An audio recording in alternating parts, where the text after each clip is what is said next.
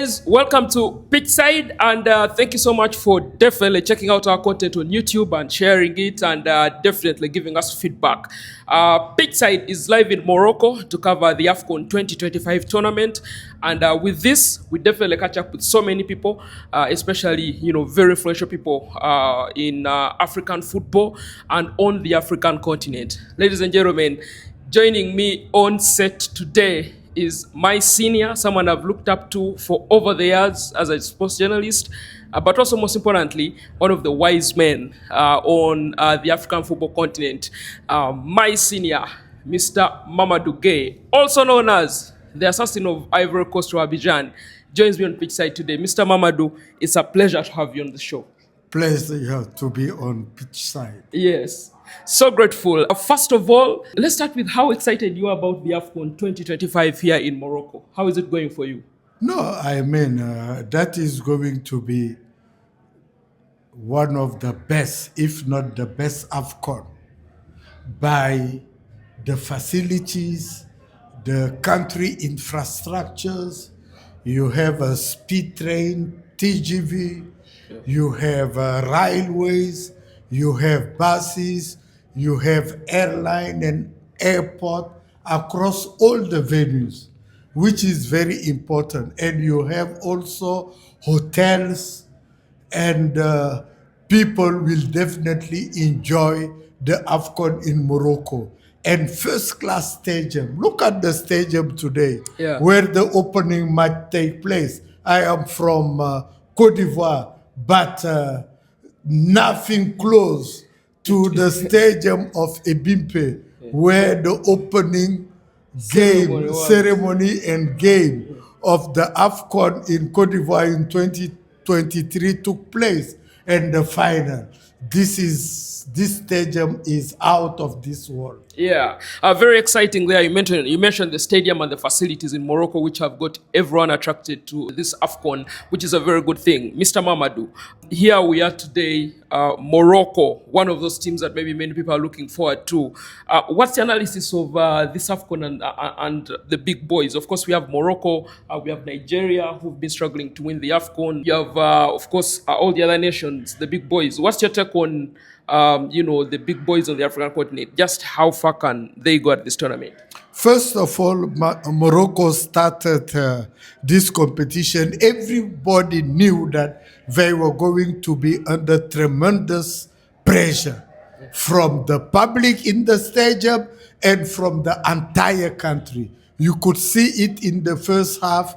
Comoros came in, they packed the bus, but you cannot defend 90 minutes. In the second half, Morocco played their game, and at the end of the day, they won. Of course, Morocco is the top favorite. When you look at their result in Afcon qualifier, in World Cup qualifier, they beat even the record of most wins. Most win. Yes. You see, and they are number one on FIFA ranking in Africa. They just won the World Cup under 20 recently, the FIFA Arab Cup. All that, it's a good omen for Morocco to lift the cup in their countries. Yeah. But it goes with a lot of pressure. The public is demanding. The country is demanding. Beside Morocco, of course, you have the usual culprit like your Cote d'Ivoire, who is the defending champion. As a defending champion, you cannot write them off. You have also Senegal. They failed to make it in Cote d'Ivoire, but the quality of player they have, and they can surprise everybody.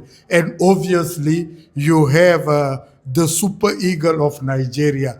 They failed to qualify for the World Cup, and this is an opportunity to redeem themselves. And of course, you have a couple of dark horses. South Africa, maybe? I will put South Africa in the dark horses, not favorite. Egypt? Like even Egypt in the dark horses. Egypt is no longer the same with Mo Salah. Is not really impressive Egypt we used to know when the bulk of the team used to be home-based players. Now you have dark horses like DR Congo, South Africa, and probably Egypt. Okay. You talk about the dark horses, and you mentioned South Africa. What's your take on the quality of players they have today? They have very young players that are now coming through, Mofokeng, Bokazi, Vilakazi, at Kaiser Chiefs and all. Just how far has Hugo Bruce taken the South African team in your perspective? Hugo Bruce did well. He qualified South Africa to the World Cup against a mighty Nigeria. Nobody expected it. And of course, he qualified them also for this Afcon. But the players are not experienced. The players are not experienced. You said it yourself. When they are young, they are talented, but at the end of the day, experience counts. Look what Senegal did against DRC. They drew in Senegal. They were down 2-0 in DRC, and they defeated DRC. This is experienced players. And those 23 players of Senegal, for example, play all of them in top league in Europe and in the world. But the South African, out of the 23, 16 play at home. Only 7. Then they will be at the end of the day lacking that international experience. Yes. You are on Supersport a couple of weeks ago, and you gave a report of what's happening in Cameroon and, Samuel Eto'o. Right now, there's a bit of more confusion. Looks like there are two teams, and, and Onana is not part of the whole thing. Vincent Aboubakar. What's the analysis about Cameroon, and how far can they go at the Look, Afcon? the problem was the Minister of Sport. Nowhere in Africa, even in the world, we will see a Minister of Sport hiring the coach of the national team, giving him the contract without the input or the knowledge of the Football Federation. Now it backfired on Cameroon. Cameroon failed to qualify. Now the new government came out, is out now, the Minister of Sport. He realized that he failed the entire Cameroon.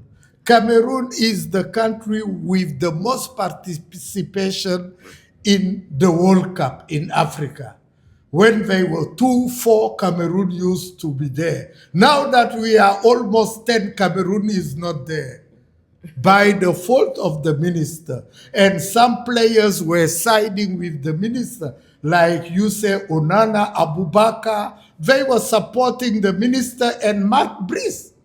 Now that Eto'o was re-elected, I was in Cameroon for the re-election of Eto'o. Eto'o and his executive committee took a strong stand because for Cameroonian, it's not about the Afcon. What pained them the most today is the fact that they are not going to America, Mexico, and Canada. Do you think Samuel Eto'o has helped Cameroonian football grow locally in terms of the league? And what are some of the things that he has done for Cameroonian football to grow? Yeah, the Cameroonian is building a brand new headquarters. Oh. 4th floor with lift inside. Almost completed. People are not talking about it. Yes. He built 3 stadiums in the countryside. People are not talking about it. Yes. He multiplied by 2 the grant the clubs used to receive. And all that is achievement. But the minister did not allow Eto'o to display his plan.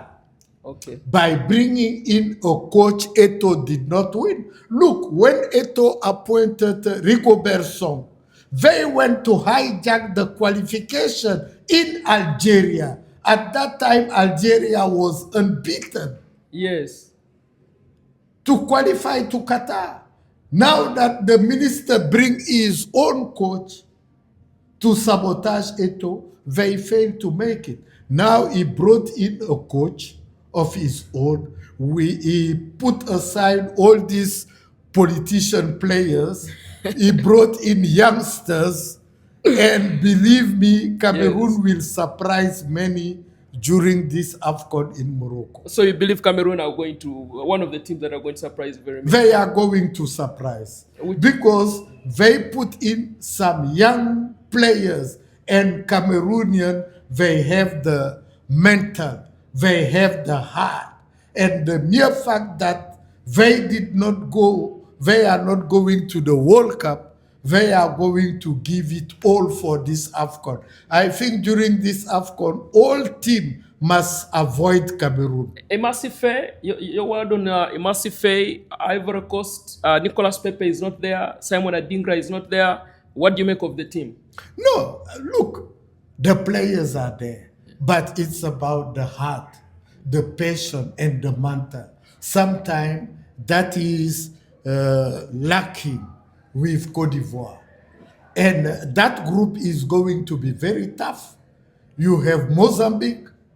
Yeah. Mozambique helped Cote d'Ivoire win the AFCON by drawing with Ghana. Yes. If Ghana did win that game, Cote d'Ivoire was out of the competition. Yeah. You see, Yeah, then you cannot undermine or underrate Mozambique. And you have Gabon, a very good team. In the World Cup qualifier, we drew. They almost beat us. And you have Cameroon. It's going to be a very, very exciting group. And I can tell you the champion Cote d'Ivoire is in danger. Oh my goodness. Uganda Cranes, Uganda in the group with the Super Eagles, the Carthage Eagles of Tunisia.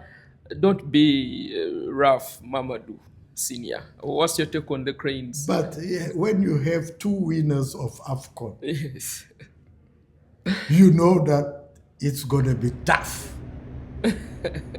Tunisia won Afcon, Nigeria, and you can see Tunisia, the way they qualify for the World Cup, the way also they qualify for Afcon, they are a very strong side.